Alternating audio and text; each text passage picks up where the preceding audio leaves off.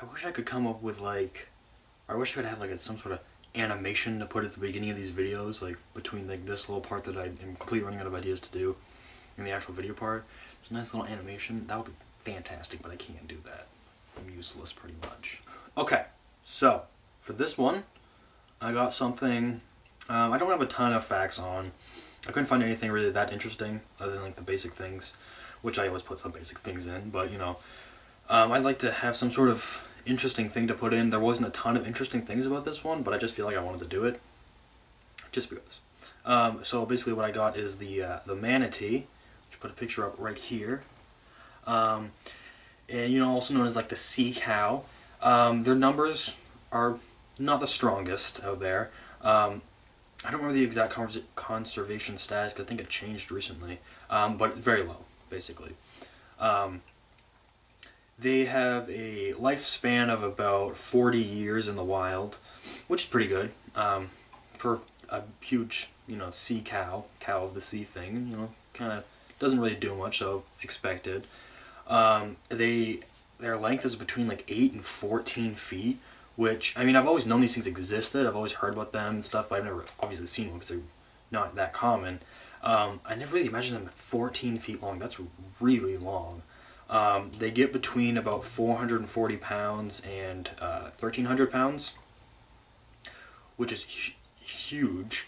But that pound, that weight, they are so big, and they look pretty fat. They look like pretty hefty creatures, but rolling right to the next one, that actually, I mean, obviously some of it is fat because every body has fat on it, but most of that isn't fat. It's actually just a lot of intestines and stomachs, kind of thing.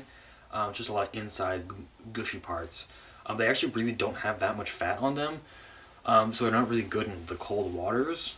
And also because of that weight thing, the next fact here is they usually only move at about like 5 miles an hour. They usually just kind of glide, you know, closer to the floor.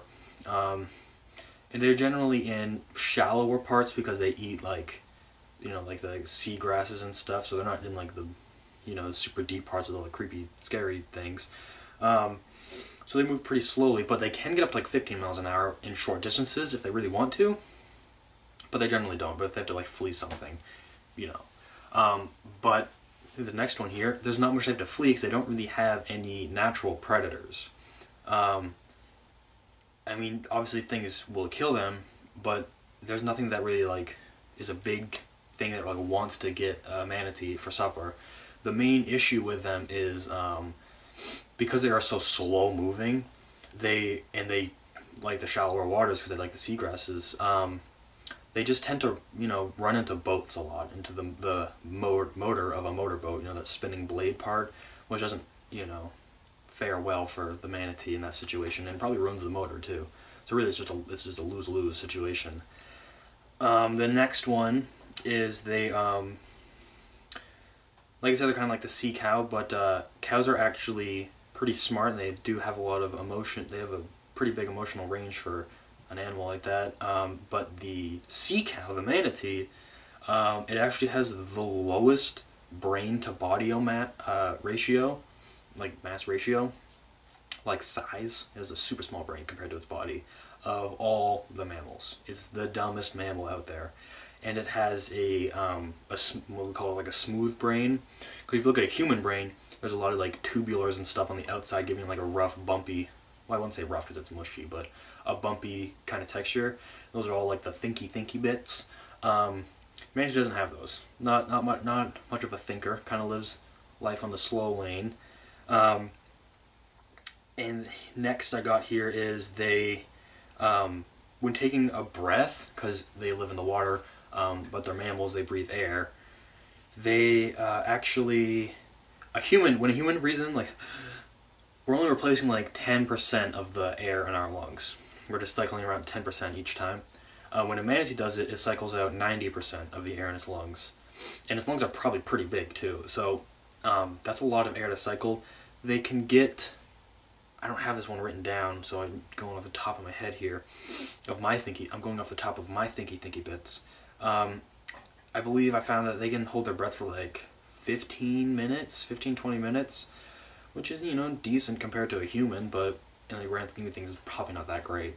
But they do like the shallower waters anyways, so it's not a big deal. But it's also one of the reasons why they run into boats so much, because they're coming up to the surface so often, about every 15 to 20 minutes. And usually there's a boat there, because the boat would be in the shallow water, and they'd be, you know, on a dock or something, I don't know, going around. So that's probably one of the factors into why they, you know, get destroyed by boats so much, because if they just stay on the bottom, a boat's not going to reach them. But when they have to come up to breathe, they might run into a boat. You know, just boat happen to be there sometimes. The next one I got here is when they lose their teeth, because they lose their teeth. They get new teeth, they lose teeth. What happens is, well, because there's, let me rephrase this part, because there are multiple ways of, like, teeth methods, I don't know, in the animal kingdom. Like, marsupials tend to have, like, forever growing teeth kind of things. They just keep biting on things to whittle them down, or all these things like that. Or like humans, like you get you get your baby teeth, but you get that one real pair of teeth, and then that's it. That's all you got. Manatees, what they have is they have their teeth in their mouth, obviously, and the older ones move to the front and then just like kind of fall out. And then new ones will grow in the back, and they'll just keep like cycling like that. You just keep getting teeth, you know. They never run out of teeth. A lot of grinding teeth, I'm assuming, because they eat grasses so much. The last one I got written down, at least, is that they are actually manatees and dugongs and sea cows and all these things in the same, you know, general species, is the basis of all those mermaid myths. What happened is a super long time ago, when people were first sailing and they were dumb, they would see these manatees or something, and I don't know how they mistaken it, because they don't look like a human. Maybe that's what humans looked like back then. I don't know. I wasn't around, but to me, they don't look like a human. But what they would do is they would see that, and they would think that was like a weird, like, water woman kind of thing. And that's where the manatees, that's where the mermaids came from. Is these crazy sailors, man, thought these were some weird sea women things with fish tails and stuff. It doesn't look like it has a female upper body. I don't see a human face on it, but you know, whatever. I'm just gonna go off some things I remember from my research. They have less vertebrae in their neck than most mammals do. I don't think there's really any pinpointed reason as to why they have less vertebrae, but they do. They just do. But that's pretty much all I got on manatees, or these weird ancient mermaid things. I did hear this one fact once upon a time, that they like to fart to move themselves around, to like glide around, to like propulsion. I didn't look if that was true or not. I completely forgot about it until just now, but there's that. Maybe that's true. I don't know. Look that up yourself. But that's manatees for you. They're not very exciting. They're kind of dumb. But you know, they're lovable little cows of the ocean. So let's be nice to the lovable little cows. Let's be nice to the cows. But that's all. That's like for the 900th time. That's all I got on manatees.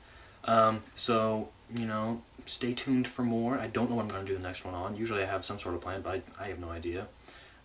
Like, comment, and subscribe, and stay toasty.